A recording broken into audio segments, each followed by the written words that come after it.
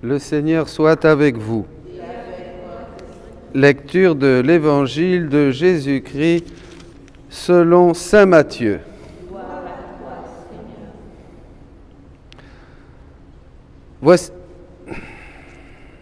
Voici comment fut engendré Jésus-Christ. Marie, sa mère, avait été accordée en mariage avec Joseph. Avant qu'ils aient habité ensemble, elle fut enceinte par l'action de l'Esprit Saint.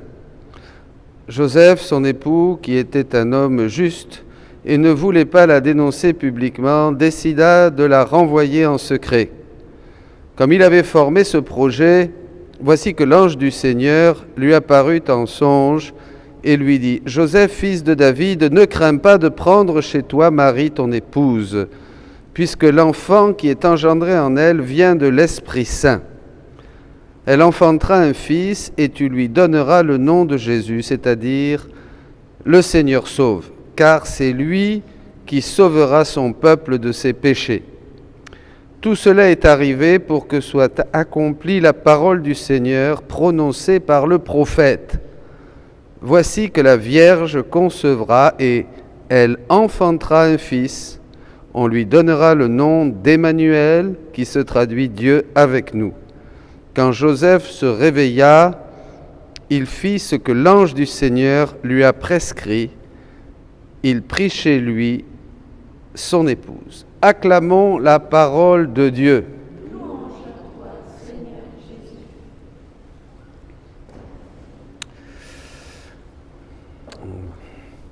Bonjour à tous.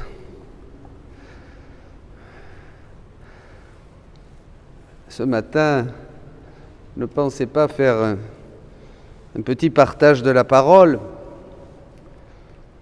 parce que justement avec une amie, nous nous écrivions sur la grandeur des vérités que le Seigneur nous dévoile dans la divine volonté.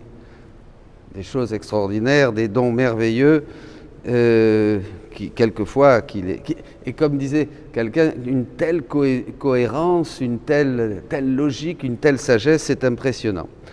Et donc, mais en lisant l'Évangile sur cette révélation du Saint-Esprit, qui d'abord révèle à Marie qu'elle va être, agit en Marie par l'action du Saint-Esprit, il agit en elle pour faire naître Jésus dans son sein.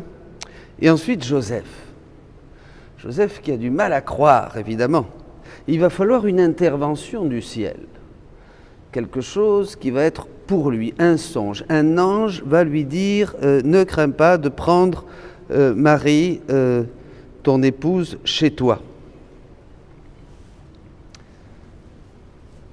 Ça nous montre la manière d'agir de Dieu. Dieu va toujours agir en nous faisant connaître des choses. Et c'est dans la mesure où nous connaissons ces choses que nous allons les aimer et qu'elles vont devenir nôtres. Et c'est là où il y a un saut absolument phénoménal entre l'Ancien Testament et la révélation de Jésus, vrai Dieu, vrai homme. C'est énorme. Dans l'Ancien Testament, on offrait des sacrifices d'animaux. Et là, on ne va plus, tout va être arrêté, et seulement on va imiter Jésus et par l'Esprit Saint essayer de lui offrir le meilleur de nous-mêmes, des vertus, des actions de grâce, des prières, et tout ce que nous serons les uns et les autres, avec l'aide de la grâce, capables de donner à Dieu. Et dans la divine volonté, alors là, on va offrir Dieu à Dieu. C'est encore un autre saut. Mais je voulais dire, c'est l'importance de l'Esprit Saint. L'Esprit doit nous parler. L'Esprit doit nous parler parce que chaque vérité que nous lisons augmente en nous. Vous voyez, là Joseph a fait un pas. Jésus dit que chaque vérité que nous lisons augmente en nous notre capacité, le champ de notre intelligence. Regardez Joseph avant l'intervention de l'ange durant le songe. Il était dans une ignorance totale. Il était dans l'angoisse, il était dans la peur, il était au point de répudier Marie en secret, donc de faire une grosse bêtise, vous voyez. Et une vérité divine va le faire complètement changer. Il va accueillir Marie et accueillir Jésus. Bien sûr, vous voyez? Donc cet homme, c'est ça qu'il faut voir, parce qu'on peut voir de l'extérieur, Joseph c'est l'homme juste, bien sûr. Vous voyez, souvent nous avions une considération des évangiles très extérieure, mais il faut voir ce qui se passe à l'intérieur de Joseph, cet homme qui était dans la confusion, dans la peur, au point de faire quelque chose qui n'était pas louable, répudier la Vierge Marie, vous vous imaginez, la grosse bêtise, et il n'aurait pas accueilli Jésus non plus, voilà, elle serait partie toute seule. Il a fallu une intervention, il a fallu une illumination de son cœur, il a fallu qu'un ange lui dise la vérité qui l'a rendu libre tout de suite, comme dira Jésus, et qui l'a fait disciple du Christ en accueillant Marie et Jésus dans son sein à la maison. Donc ça c'est très important. Et Joseph, après cette révélation, est complètement différent, bien sûr. Jésus dit que cette capacité en nous augmente notre intelligence et nous permet de recevoir encore plus, et encore plus, et encore plus. En fait, on entre par la connaissance de Dieu et de ce qu'il est, de ce qu'il contient, dans un royaume. Joseph, là, commençait à entrer dans le royaume. Et notre vision du monde, sa vision du monde, a changé, bien sûr. Dès qu'on entre par ces vérités dans le royaume de Dieu, notre vision du monde, notre vision des choses, notre vision des gens, tout change. Joseph a été complètement renouvelé par cette vérité de l'ange et ensuite cet accueil immense de Marie et de Jésus. Ça a été Saint Joseph. S'il n'avait pas accueilli, s'il n'avait pas eu la vérité, il n'aurait pas accueilli Marie et Jésus, il n'aurait jamais été Saint Joseph. Voyez? Bon, oui, c'est ça. Bon, c'était le plan de Dieu. Donc, voyez, c'est quand on accueille ces vérités, qu'est-ce qu'accueille Joseph chez lui? Il accueille le ciel, Dieu. C'est le ciel sur la terre. C'est un peu ça la divine volonté aujourd'hui, vous voyez. Dieu refait toujours les mêmes choses, mais de manière différente. Le ciel sur la terre, c'est d'accueillir. Quelqu'un me disait aussi que avant de connaître la divine volonté, ça c'est très intéressant, me disait, j'attendais la fête de Noël, on attendait l'Avent pour avoir les belles antiennes, là, voilà, tous les hauts, etc.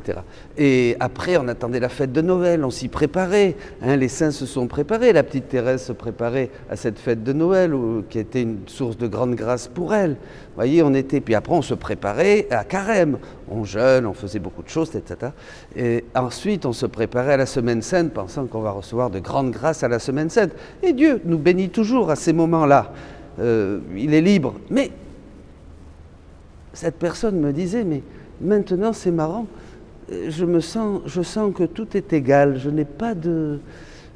ne me réjouis plus comme avant d'une préparation à Pentecôte, d'une préparation à ceci, d'une préparation à cela. Eh bien oui. Pourquoi? Parce qu'on a tout. Dans la divine volonté, on ne peut pas voir plus demain qu'aujourd'hui. On ne peut pas voir plus dans un endroit qu'ailleurs. On ne peut pas voir plus avec telle prière qu'avec une autre. On ne peut pas voir plus. On a tout et Dieu nous donne tout, on contient tout. La vie, ça te semble peu de choses de commencer la vie du ciel sur la terre. Vivre dans la divine volonté augmente tellement notre capacité, change tellement notre manière de voir, Dieu nous donne tellement tous ces trésors que c'est déjà le ciel sur la terre. Par exemple, dans la création, avant que nous connaissions le don de la divine volonté, on louait Dieu pour le soleil, on louait Dieu pour la neige, on louait Dieu pour le chant des oiseaux, on louait Dieu pour les créatures. Mais maintenant que nous savons que nous pouvons nous approprier ces choses, Dieu nous a donné le soleil, tiens Seigneur, maintenant je te donne un soleil. Oui, puisque nous sommes avec Dieu dans l'acte de la divine volonté créateur. Donc il nous donne pour que nous lui rendions. Seigneur, je te donne maintenant les étoiles, le chant des oiseaux. Et c'est ce que voulait Dieu. Il voulait que nous lui rendions ce qu'il nous a donné, parce qu'il nous a donné, Jésus dit, je vous ai donné, j'ai donné à l'homme, j'ai donné à l'homme, j'ai donné à l'homme, j'ai donné à l'homme, il dit, j'ai donné à l'homme, ça c'est dans le volume 24. Et l'homme ne m'a donné que des petites choses. Bon, avant c'était des boucs et des agneaux et des pigeons. Après ça a été des vertus, quand même, les saints ont donné de belles choses à Dieu, et ils en ont mérité d'autres. J'ai donné, mais personne ne m'a donné ce que moi j'ai donné. Personne n'a donné un soleil, une lune à Dieu, un oiseau, la création, les miracles de Jésus, l'agonie de Jésus. Avant, on s'unissait à ces choses, ça a excité en nous la dévotion, et on essayait de nous unir et de les vivre, et de rendre grâce. C'était des intentions. Dans la divine volonté, ce n'est plus des intentions, ce sont des réalités et des faits. On donne à Dieu des choses réelles.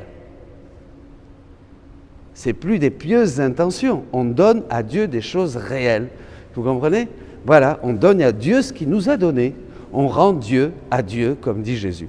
Donc voilà, vous voyez, c'est important. Eh bien, comme Joseph, nous aussi aujourd'hui, dans cette aurore du 3e millénaire, comme disait Saint Jean-Paul II, un nouveau don est pour nous, ce don qui nous fait passer de juste peut-être comme Saint Joseph que nous sommes sur le chemin, mais avec des luttes et des choses, des blocages et tant de voies sans issue, tant de difficultés, surtout dans ce monde d'aujourd'hui. Vraiment, on ne sait pas trop où on va sans cette lumière. Une fois qu'il y a ce fiat qui vient nous toucher, cette vérité divine, ces vérités divines qui augmentent notre intelligence et nous permettent, dit Jésus, de recevoir encore plus, eh bien nous allons de gloire en gloire, de grâce sur grâce et de gloire en gloire, et c'est déjà la vie du ciel. Oui, Saint Joseph, en accueillant Marie et Jésus chez lui, a accueilli le ciel. Eh bien vous, chacun d'entre nous, accueillons la Vierge Marie, la reine du royaume de la divine volonté, en ces jours qui nous séparent de Noël.